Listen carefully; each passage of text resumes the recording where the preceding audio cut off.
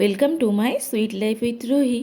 আজকে আপনাদের জন্য নিয়ে এসেছি চিংড়ি মাছের মালাইকারি ইন মাই স্টাইল।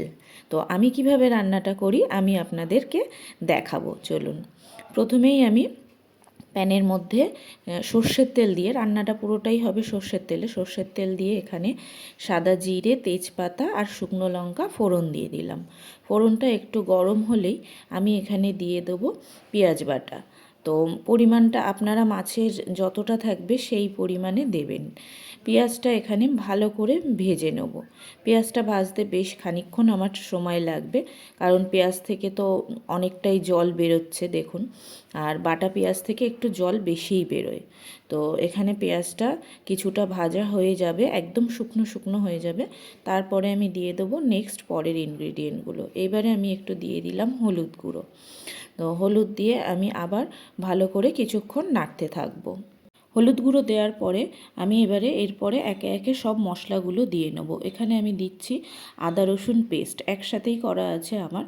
তো আদা রসুন পেস্টটা দিয়ে খানিকক্ষণ আবার নেড়ে নিতে হবে পেঁয়াজের সাথে, যাতে সুন্দরভাবে মিশে যায়।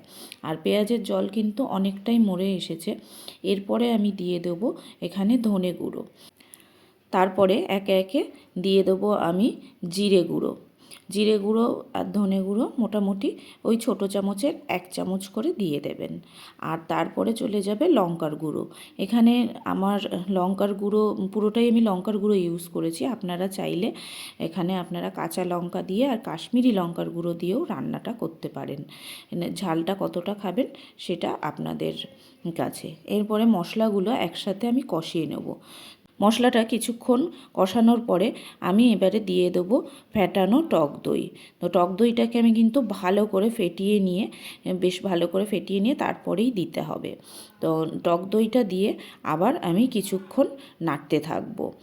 সব মশলাগুলো কিন্তু অনেকক্ষণ বেশ কষাতে অনেকটাই টাইম লাগে। এখানে আমার ভিডিওটা যেহেতু এডিট করা আর কেটে কেটে দেওয়া আছে, সেই জন্য বোঝা যাচ্ছে না, কিন্তু অনেকক্ষণই মশলাটা কষতে সময় লাগবে। একটু ধৈর্য ধরে মশলাটা কষাবেন। আর এই মশলা কষাতে গিয়ে কড়াইয়ে যাতে না লেগে যায় সেই জন্য আমি এখানে একটু নারকেল দুধ ব্যবহার করছি। এরপরে আমি আরও কিছুক্ষণ মশলা থেকে যতক্ষণ না তেল ছেড়ে আসে ততক্ষণ আমি মশলাটা নাড়তে থাকবো। চিংড়ি মাছের মালাইকারি বাড়িতে প্রায় প্রত্যেকেই রান্না করেছেন। আপনারা কি কি স্টাইলে করেন সেটাও আমাকে জানাবেন অবশ্যই। আর আমার রান্নাটা কেমন লাগছে সেটাও আমাকে জানাবেন। এই পর্যায়ে আমি একটু নুন দিয়ে দেবো। তো নুনটা প্রথমে দিতে আমি ভুলে গেছিলাম, কিন্তু এখন দিলেও কোনো সমস্যা নেই। আপনারা আগেও দিয়ে দিতে পারেন, পরেও দিতে পারেন। দেখুন, আমার কিন্তু মশলা থেকে তেল বেশ ছেড়ে এসেছে, মানে মশলাটা আমার রেডি। এরপরে আমি দিয়ে দেবো নারকেল দুধ। তো নারকেল দুধ পুরোটাই নারকেল দুধেই দেবো। আপনারা চাইলে নারকেল দুধ আর এর সঙ্গে একটু ঘরের প্যাকেটের দুধও আপনারা ইউজ করতে পারেন, আর নামানোর আগে একটু ক্রিমও ইউজ করতে পারেন। তো আমি সেইগুলোর মধ্যে আর গেলাম না আজকে শুধু আমি নারকেল দুধ দিয়েই রান্নাটা করব। এরপরে আমি দিয়ে দেবো এর মধ্যে আমার আগে থেকে ভেজে রাখা চিংড়ি মাছগুলো দিয়ে আমি মশলাটা আর মাছটা একসাথে ফুটতে দেবো। আমার রান্নাগুলো আর ভিডিওগুলো ভালো লাগলেই আমার চ্যানেলটাকে কিন্তু আপনারা যারা নতুন দেখছেন তারা সাবস্ক্রাইব করে দেবেন। আর যারা আমার সঙ্গেই আছেন তারা অবশ্যই আমার ভিডিওটাকে একটু লাইক আর শেয়ার করে দেবেন।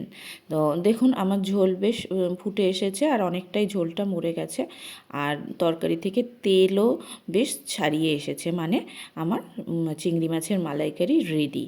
তো এইবারেই আপনারা এখানে ঘি আর গরম মশলা দিয়ে সার্ভ করতে পারেন।